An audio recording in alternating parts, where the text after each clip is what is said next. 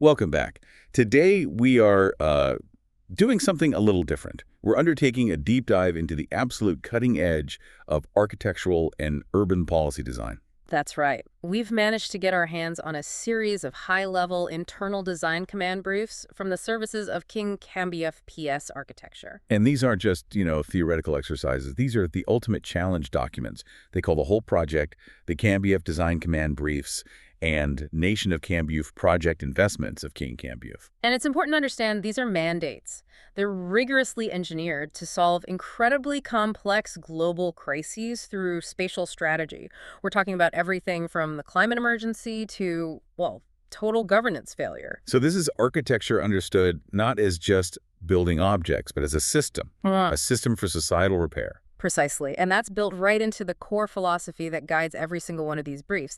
The idea is that architecture must be an argument in space. An argument in space. I love that. So these projects, they have to be competitive, not just aesthetically. Oh, not at all. They have to deliver verifiable solutions, structurally, environmentally, and most importantly, politically. And the discipline required seems, well, ruthless. It is. The execution directive is incredibly strict. Every single project, it doesn't matter if it's a short study or a massive commission-style proposal, demands 3 outputs at the same time. Okay, what are they? First, highly detailed structural and engineered diagrams. Second, a crystal-clear architectural plan. And third, and this is the key, a public-facing artifact. What do you mean by artifact? It could be a manifesto, a poster, a clear communication of the policy that's literally encoded in the building's geometry. It forces this convergence of, advanced engineering, political communication, and design. You have to think about the jury, the minister, and the citizen all at once. The scope is just immense. So today, we're going to try and distill the core challenges from 4 of their major thematic areas to show you how KING-KAMBUF is framing these massive global problems. Where should we start? Let's start with, I think, the most philosophically charged one. The brief focused on water, memory, and urban repair. This one's fascinating. The brief states its master challenge focus is parametric form finding plus community design under global change. Right, so that's all about adaptive structures and regenerating the very fabric of our cities. Then we're going to tackle lines of care, infrastructure as civic architecture. This is where the focus shifts. The master challenge here is defined by a triad: structure at governance, X visual clarity. So how can a bridge or a power line become a piece of active public space? Exactly. And following that, we'll get into ground conditions, designing where power, land, and systems intersect. This theme feels really rooted in geopolitical and economic reality. And its master challenge reflects that. Theory, structure, X, urban governance. Finally, the one that really challenges your perspective on a building: thick ground, designing the section as political space. This is a fantastic one. It forces designers to think vertically, not just horizontally. The master challenge is sectional thinking, X structure, X environmental performance. So our mission today is to take you deep inside these source materials, these blueprints for a different kind of future, and really show you the surprising facts and the difficult trade-offs that are embedded in every single project. I think we should start with the hard realities of power and territory. Let's jump into the ground conditions brief. Okay, let's do it. The ground conditions brief is, well, it's the most explicit in demanding that architecture is policy. It completely rejects the idea that architecture just, hides its policy. Here, the structure itself becomes the policy statement. So the building has to meet demands for territory, policy, and what they call spatial justice all at the same time. Exactly. And this leads us straight into a really fascinating and, frankly, highly sensitive scheme. The Border Logistics plus Civic Exchange Hub. Right, this is one of their big commission-style projects. And the demand is for a piece of infrastructure that is both a high-security system and an urban public interface. Often in places where those two demands are, violently opposed to each other, that tension is the core design constraint. How do they frame that? What's the specific challenge? The brief explicitly states that the design must avoid the collapse into control-only architecture. That's the key phrase. So the design team is required to think of the border not as a hard line, but as a gradient. A gradient. Yeah. What does that mean in practice?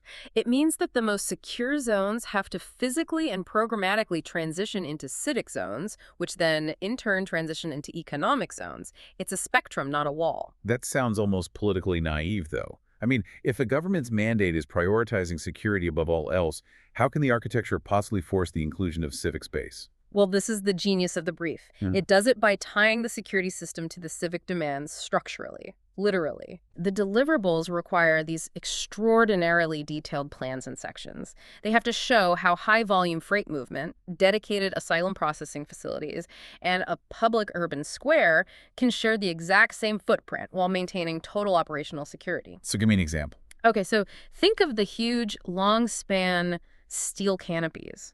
They don't just shelter the truck queues for customs, they are required to extend over and also provide cover for the public square, linking the two functions physically through the actual load path of the structure. I see. So the thing that provides security also provides public amenity? Precisely. And they mandate things like blast-resistant concrete cores for the secure functions, but those cores must be embedded within mixed-use public structures. So the security infrastructure literally underwrites or holds up the civic infrastructure. Wow. And it has to be incredibly robust. They're demanding energy-neutral operation through integrated solar arrays, significant water reuse systems. And then the political argument gets boiled down into the required public task. The artifact. The artifact. A competition board titled simply Border Air Barrier. That's the communication mandate. The argument has to be that clear. And the precedent analysis they require here is so telling. They contrast the success of the San Ysidro Land Port of Entry. Which is a brilliant example of managing incredibly complex flows while maintaining a legible and, a relatively humane environment. With the absolute failure of Berlin Wall checkpoint architecture. And that's a crucial distinction. The Cold War architecture failed because ideology completely crushed any spatial intelligence. Those structures were engineered for one thing, hostility and control. They erased any possibility of civic exchange or even just basic dignity. So San Ysidro shows that security can be managed with intelligence. While the checkpoint failure proves that a structure can be inherently punitive, this is why the structure is the argument. It's not neutral. Okay, so moving from geopolitics to natural resources, which is another form of power. We at the Metropolitan Water Tribunal building. This is a shorter project, but it addresses this immense political challenge. It does. It's about judicial mediation between ecology, law, and politics in regions under extreme drought stress. And the power of this design brief is its core conceptual metaphor. It's so simple. The water cycle equals circulation. The architecture has to physically model the very ecological crisis that the law inside it is trying to manage. It's brilliant. But how does a courtroom do that? I mean, a courtroom is typically a very static, internalized, almost hermetically sealed space. By making the invisible visible. That's the core architectural move.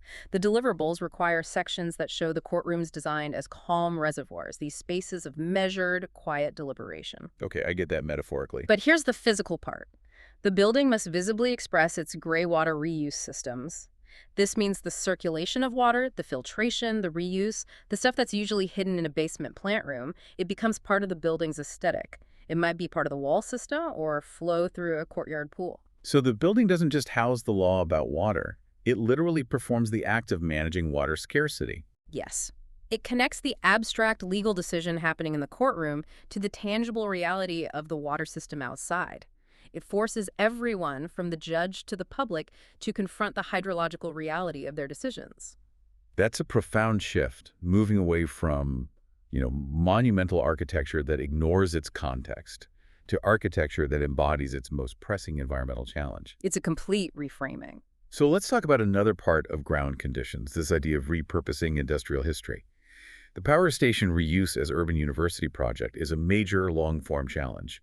It's focused on converting these massive, often culturally significant, decommissioned power plants into, of all things, universities. And this project is smart because it recognizes that these massive plants hold two things. First, significant structural capital, that steel is valuable. And second, enormous embodied carbon. Right, the carbon that was emitted just to build the thing in the first place. Exactly. So the core concept traces this lineage from energy to knowledge. So what's the specific architectural move they're asking for?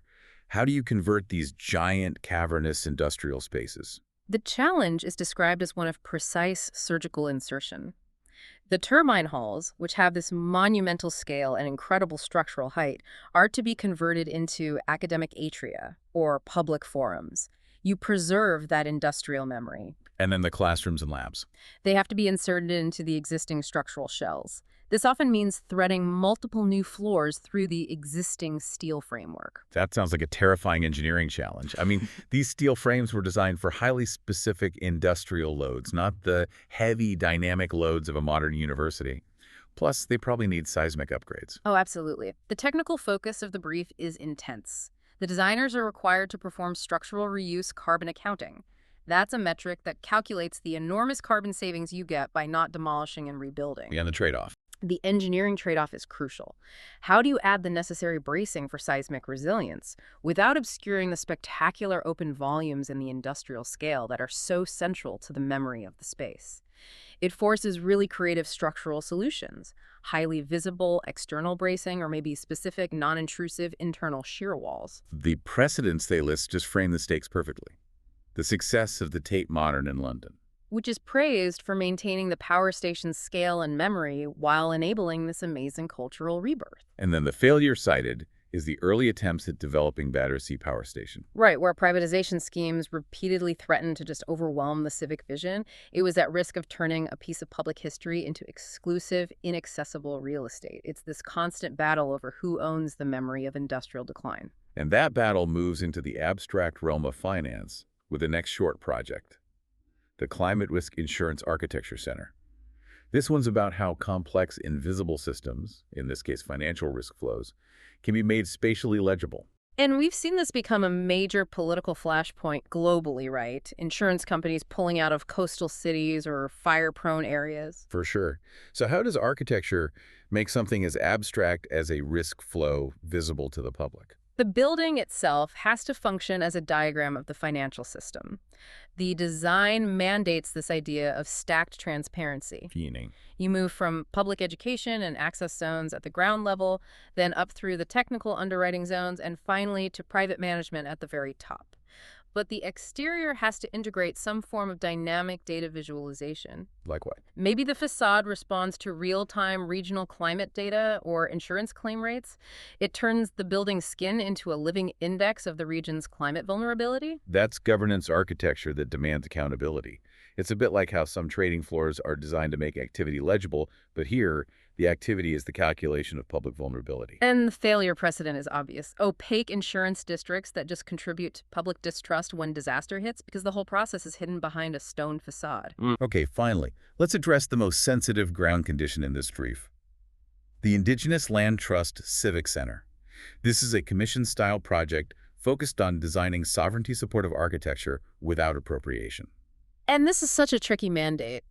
How do you design for sovereignty while actively avoiding superficial cultural motifs, the usual cliches? I was just thinking that. How do they guide the designers? The mandate provides the answer in 3 words.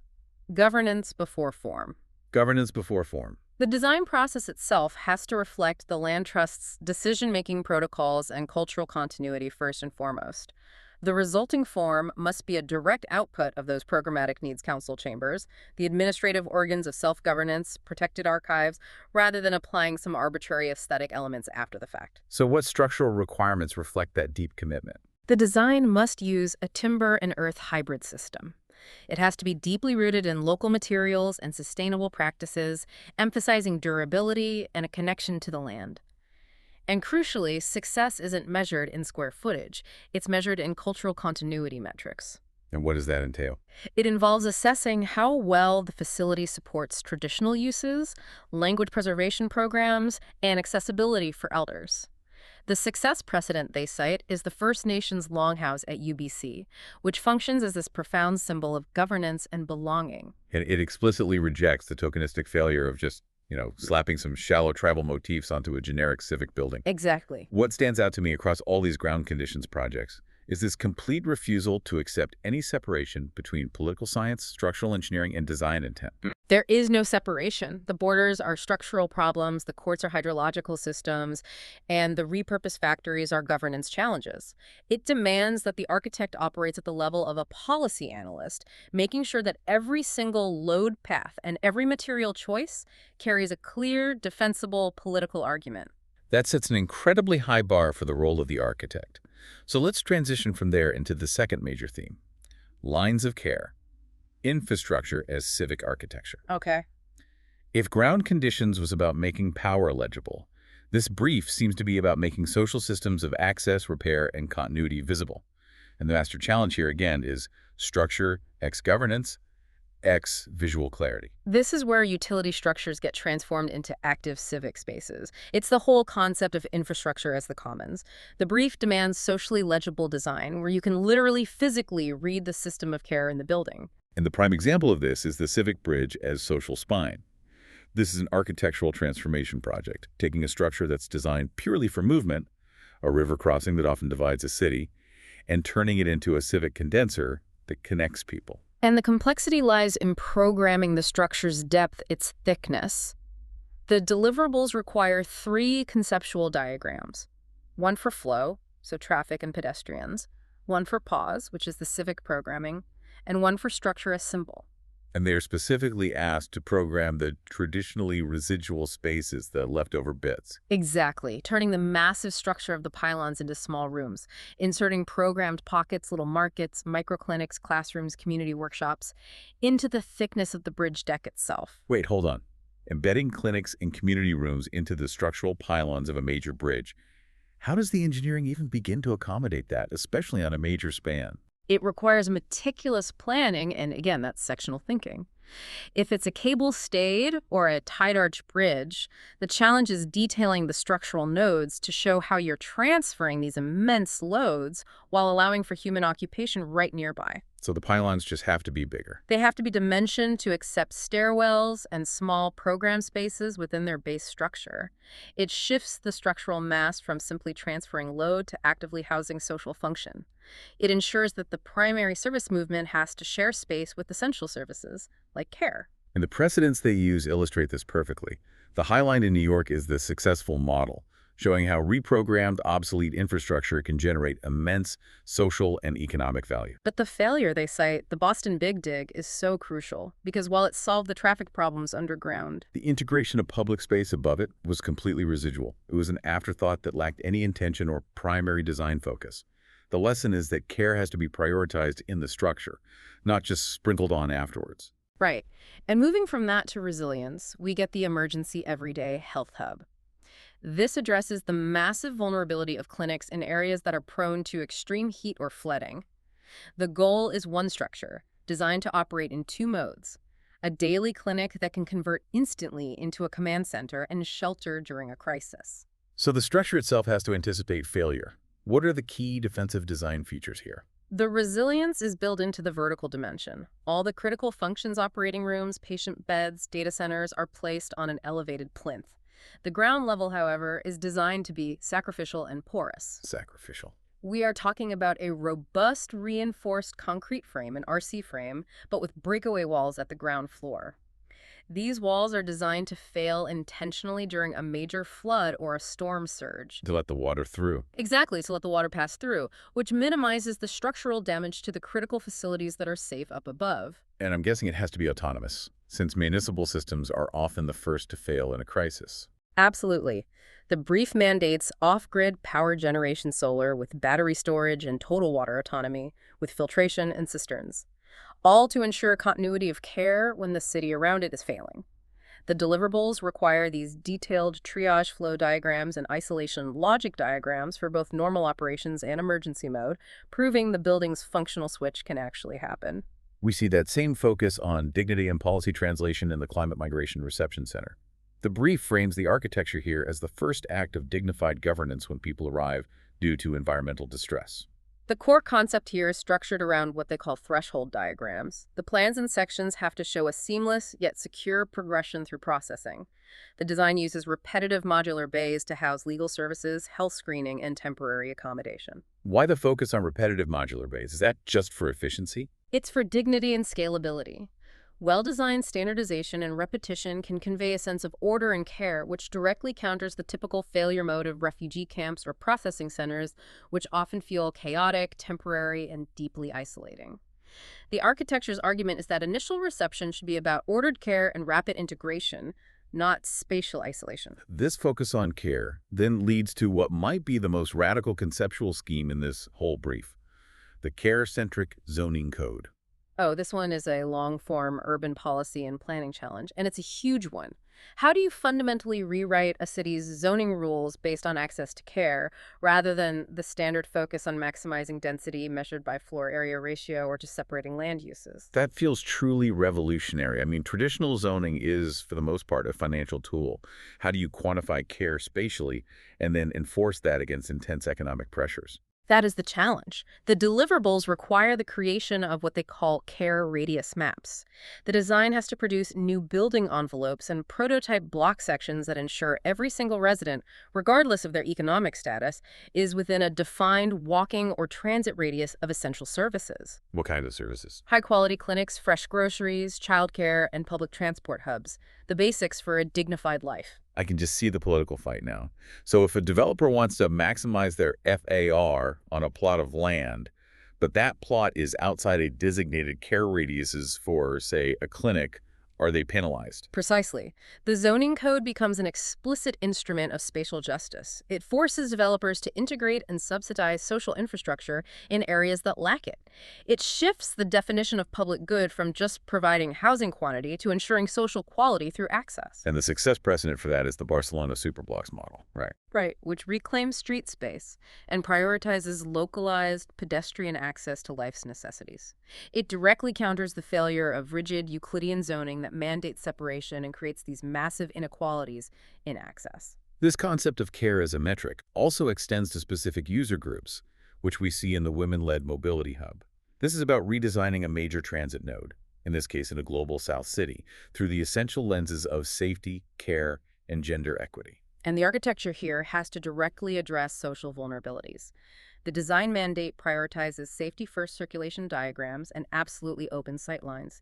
If a design introduces hidden corners or poorly lit transitions, it fails the brief, period. And what are the structural details that would support that? The brief suggests the use of precast concrete and exposed timber canopies, not just for aesthetics, but because they facilitate clear visibility and maintain high-quality uniform lighting.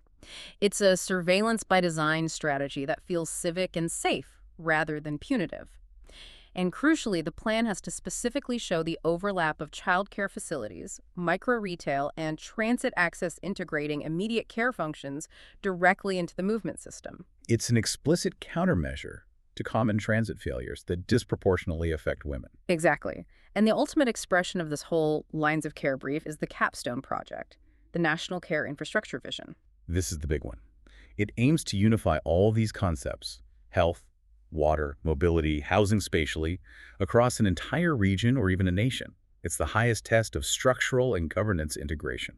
It requires thinking at the scale of national policy. The mandate is for a network of care master plan and a comprehensive ESG matrix environmental, social, and governance that proves the integrated network performs better on all three counts than our current fragmented, siloed systems. So they're designing for a cohesive social contract. Yes, and proving the viability of large-scale structural integration by learning from successful models, like the Nordic models of universal welfare infrastructure. So it's really not just an architecture that builds objects. It's an architecture that demands and defines systems thinking. It flips the question from how do we build this structure to how does this structure improve society's most crucial functions? And that brings us perfectly to the most architecturally technical brief, but one that carries this profound political weight. Thick ground, designing the section as political space. Okay, so let's define that term, thick ground. What does it actually mean to treat the cross-section of a building as a political space? It means that everything below the visible surface, the basement, the services, the soil, and crucially, the water table, all of that carries the primary conceptual and political weight of the design. So it's an argument against the plan view obsession of a lot of modern design. Absolutely. The rule is, if the project's performance, its resilience, and its conceptual intention cannot be read clearly in a single annotated cross-section, the design is considered insufficient. The earth itself becomes part of the architecture. And this concept immediately confronts the reality of rising sea levels and environmental flux. The flooded Ground Civic Library is a perfect case study for this, designed for low-lying river cities. Right. And the mandate is to design a repository of knowledge that accepts periodic flooding while remaining fully operational. That contradiction is obviously deliberate. It is. You cannot fight the water table in these regions anymore. You have to design with it. So the core requirement is that the dry season versus flood season section is primary. The design has to treat the seasonal flood level as a feature, not a failure. But how on earth is the physical archive protected? The most critical collections and archives are placed on higher floors or in heavily sealed elevated vaults. The concept sketches use flood levels as knowledge strata. The ground floor might house temporary exhibitions or flood-resilient civic halls, and they have to use buoyant furniture logic. Furniture designed to float. Or at least resist damage during submersion. The structure is reinforced concrete with a water-resistant lower envelope. And crucially, floodwater filtration and holding systems are integrated into the lower section, treating the incoming water as a resource, or at least a manageable element. And the public task, an annotated section they have to produce, titled "When Water Reaches the Archive," turns a climate threat into a design statement. It's an explicit confrontation with climate reality, and it's learning from the failure of over-elevated buildings that become inaccessible and totally isolated from street life. So taking this vertical thinking to the coast, we have the Coastal Sectional Master Plan. This is a long-form project demanding what they call sectional zoning, which sounds like a radical planning tool. It is. It's meant to organize protection, settlement, and ecology across the sea-to-city gradient. We're all used to seeing zoning lines drawn on a flat map.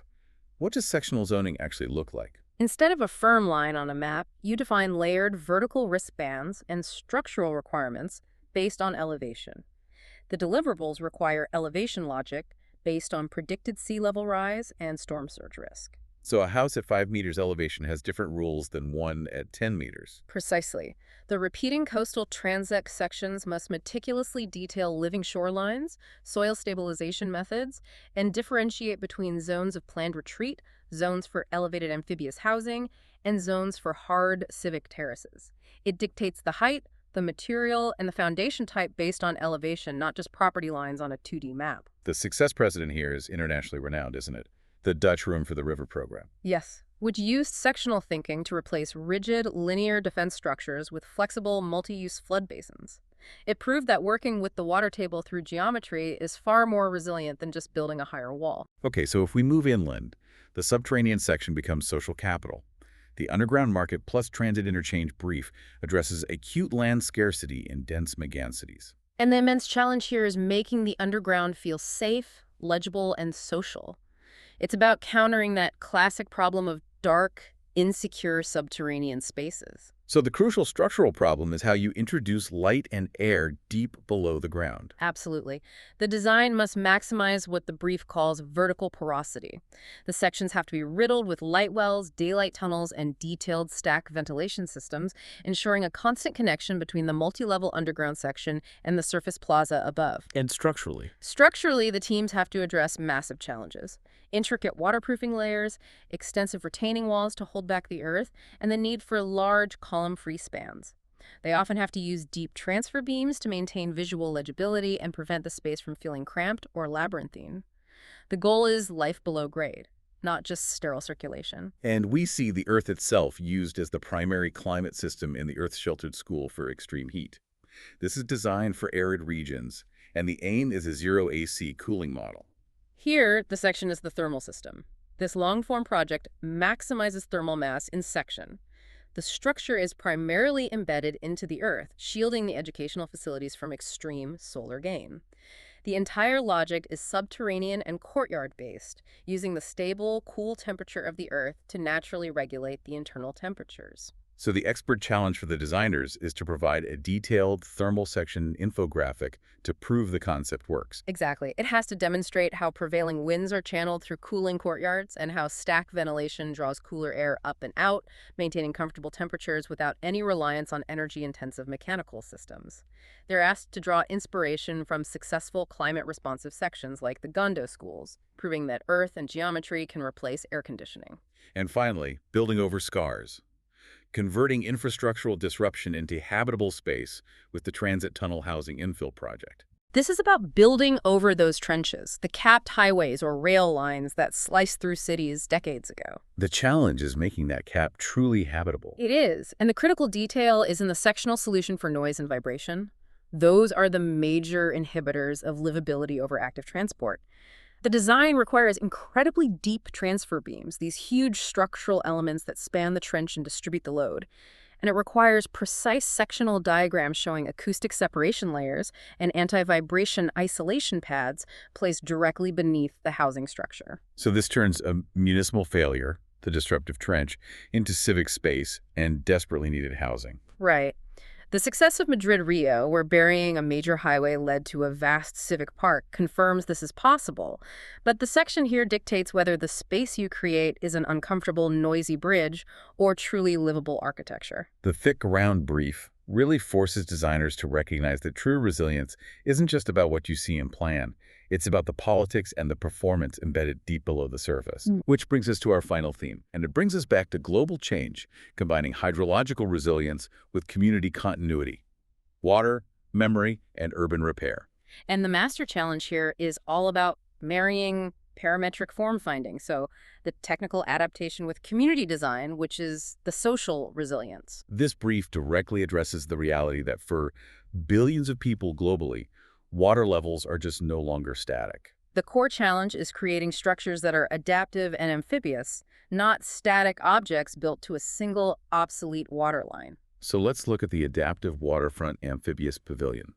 This is a public space designed to literally float or adapt dynamically to fluctuating tides and rising sea levels. The structural focus here is entirely on flotation mechanics. The deliverables require a longitudinal section detailing the buoyancy chambers, the flexible mooring systems, and the dynamic ramp or gangway connection that has to remain accessible across all water levels. And material. Materially, the focus is on water-resilient finishes and minimizing the impact on the existing ecology through minimally invasive mooring technology, avoiding things like permanent dredging.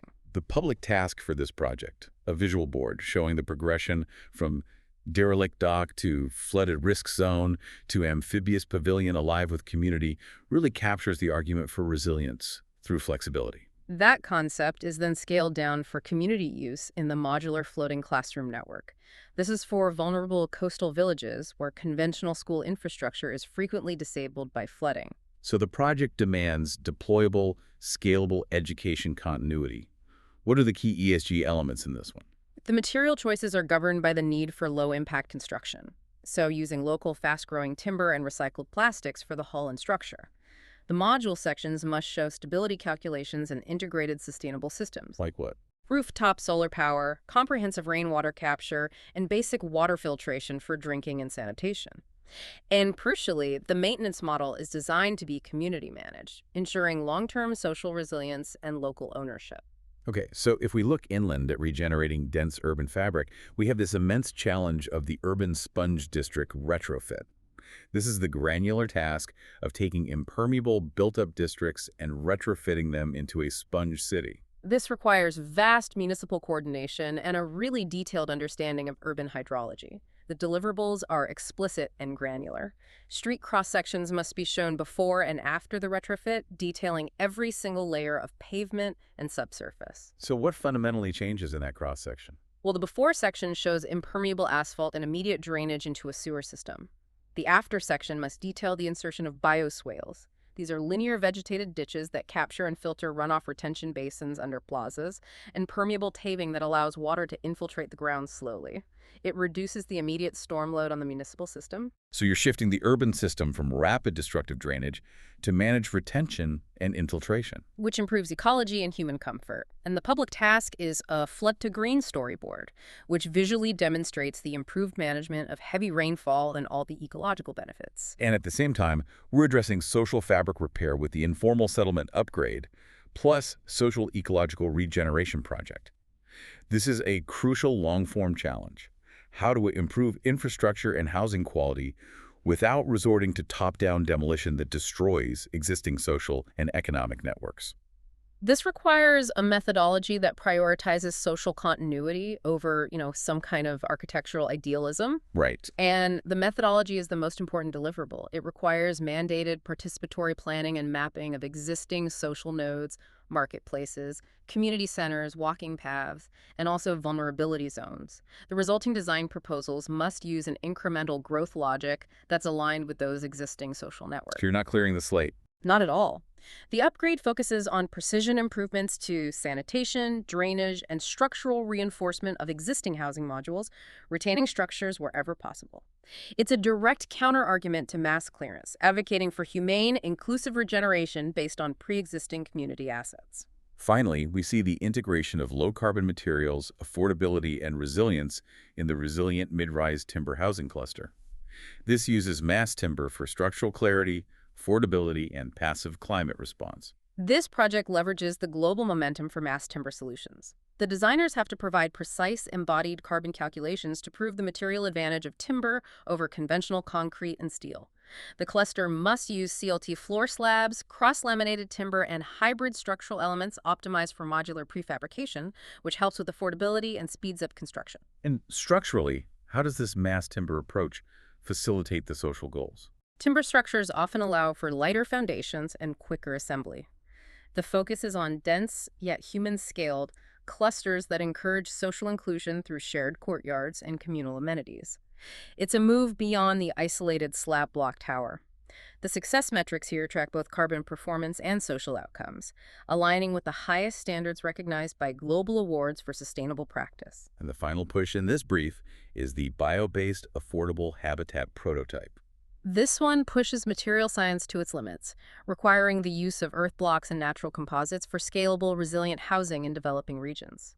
It's really a manifesto for affordable, humane housing rooted deeply in local material economies and climate knowledge. The breadth of this final brief, spanning from floating classrooms to citywide sponge retrofits and low-carbon housing, it just confirms the immense complexity of designing under global change. Every single decision has to simultaneously address structure, community, and carbon accounting. And when you review all four of these extraordinary design briefs, ground conditions, lines of care, thick ground, and water, memory, the unifying philosophy is just undeniable. Architecture, when practiced at this level, is not a decorative art or some kind of service industry. It is a fundamental governance tool. It's a social contract made physical. The consistent threads are so clear. Structure must always be expressive of its function, governance must be spatially legible to the citizen, and resilience has to be physically embedded in the geometry, especially in the vertical dimension, in the section. They're demanding practitioners build not just buildings, but a verifiable body of evidence that proves these integration points actually work. And that execution directive is the great disciplinarian here, thinking simultaneously of the technical juror who's checking the seismic details, the minister who's checking for policy compliance, and the citizen who's checking the legibility of the public-facing artifact. It forces designers to resolve the practical, political, and communicative aspects of their work all in tandem.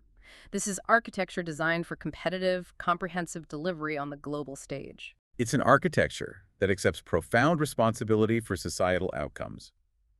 It views an inefficient drainage system or an isolated, hostile piece of transit infrastructure as a tangible failure of spatial justice.